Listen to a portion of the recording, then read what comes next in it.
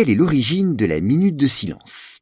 Bon, comme vous le savez, une minute de silence est un moment de recueillement, signe d'hommage effectué après un événement dont on souhaite souligner la mémoire. Et bien logiquement, la minute de silence s'appelle ainsi en raison de sa durée, qui est traditionnellement d'1 minute. Mais elle peut être différente, comme nous allons le voir. Revenons quand même aux origines. Ce temps de recueillement a été imaginé afin de remplacer la pratique religieuse de la prière. Elle permet ainsi de rassembler des individus de façon laïque, comme on dirait aujourd'hui, dans une même pensée. Des personnes qui, par ailleurs, peuvent avoir des croyances variées. C'est d'ailleurs pour cette raison qu'on appelle parfois cette minute de silence la prière laïque.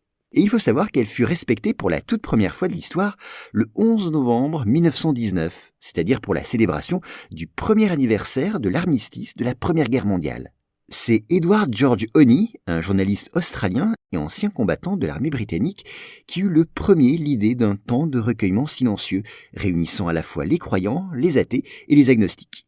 Il fit cette suggestion dans une lettre ouverte dans le journal London Evening News, en mai 1919. Sauf que dans cet article, Honey proposait une période de 5 minutes de silence. Comme elle fut jugée trop longue, on en fit seulement 2, et aujourd'hui encore, dans les pays anglophones, ce sont 2 minutes de silence qui sont observées.